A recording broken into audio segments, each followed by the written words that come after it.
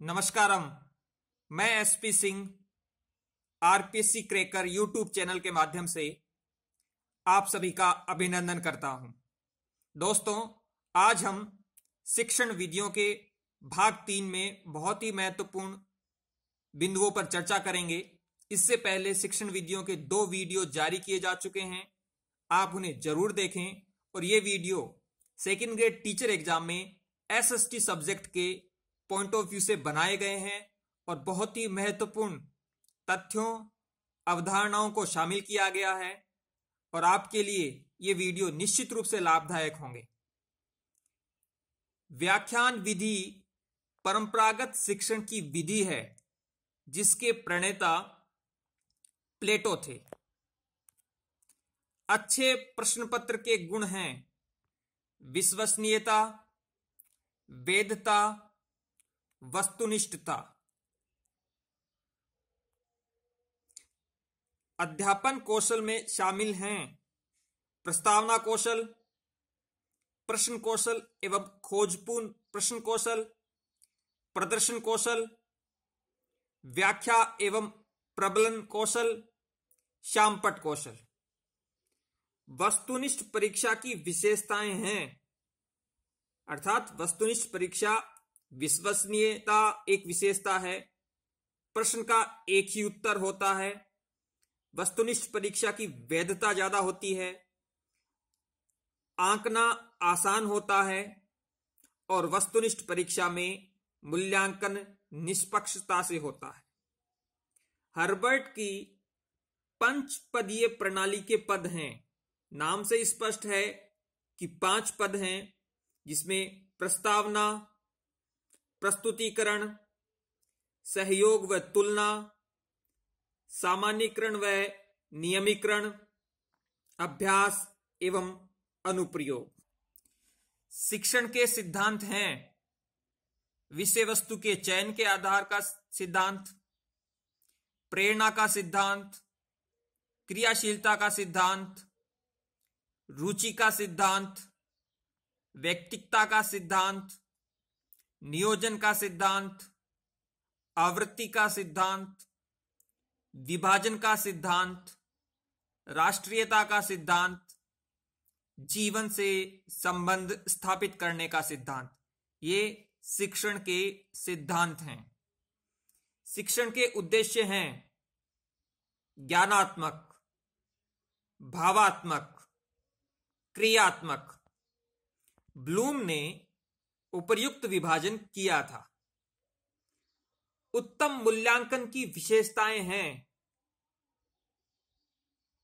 पक्षपात रहित, विश्वसनीयता, उपयोगिता, वैधता एवं व्यवहारिकता।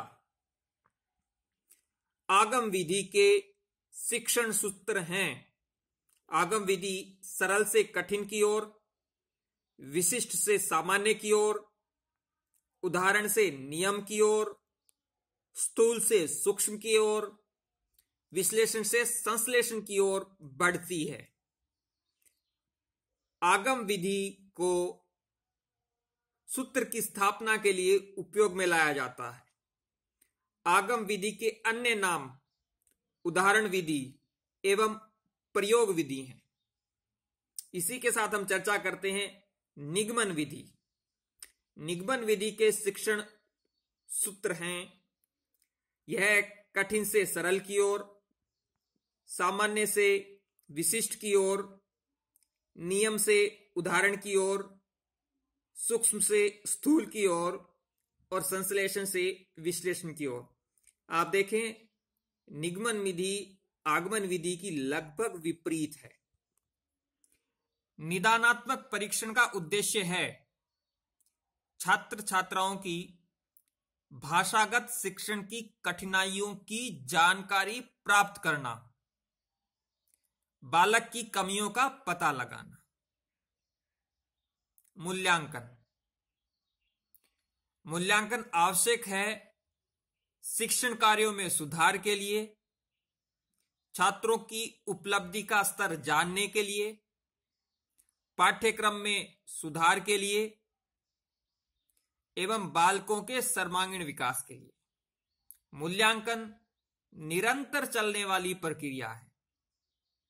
मूल्यांकन का उद्देश्य अर्थात देखें तो मूल्यांकन शैक्षिक उद्देश्यों से निकट संबंध रखता है।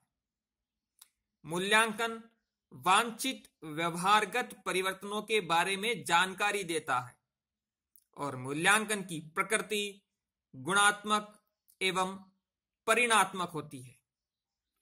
खेल विधि हैं मॉन्टेसरी विधि,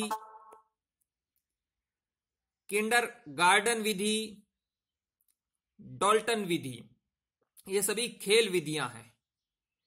पर्यवेक्षित अध्ययन में बालक विद्यार्थी अपना अध्ययन कार्य अध्यापक की देखरेख में पूर्ण करता है। कहानी कथन विधि, यह कल्पना शक्ति का विकास करती है। शिक्षक विद्यार्थी में भावनात्मक संबंध बनाती है कहानी कथन विधि। यह छोटी कक्षाओं में इतिहास शिक्षण एवं सामाजिक अध्ययन के लिए सर्वश्रेष्ठ विधि है और कहानी कथन विधि से स्थायी ज्ञान की प्राप्ति होती है। सूक्ष्म शिक्षण तकनीक में शामिल हैं पाठ योजना, शिक्षण, प्रतिपुष्टि, पुनः पाठ योजना, पुनः शिक्षण, पुनः प्रतिपुष्टि। ये शिक्षण तकनीक में शामिल हैं और शिक्षण सूक्ष्म शिक्षण तकनीक का चक्र भी इसी से बनता है। मस्तिष्क विप्लव या मस्तिष्क उद्वेलन विधि, इसका प्रयोग आसबर्न ने सर्वप्रथम किया। यह विज्ञापन से संबंधित था। नवीन विचारों के निर्माण को बढ़ावा देना ही मस्तिष्क उद्वेलन है, यह कहना था आसबर्न का। सामाजिकृत अभिव्यक्ति विधि, इसके प्रणेता डेजी मार्वाल हैं। यह विद्यार्थियों में सामाजिक गुणों के विकास में सहायक है। तो दोस्तों, यह था शिक्षण विधियों का तीसरा वीडियो। आप हमारे चैनल को अब तक सब्सक्राइब तो कर ही चुके होंगे। अब तक लगभग 40 वीडियो हम पोस्ट कर चुके हैं। आगे भी निरंतर वीडियो अपलोड करते रहेंगे और आप इसी प्रकार से आरपीएससी क्रैकर यूट्यूब चैनल को अपने दोस्तों के साथ शेयर कीजिए, सपोर्ट कीजिए, सब्सक्राइब कीजिए। आरपीएससी की तरफ से क्रैकर चैनल आपकी धन्यवाद देता है।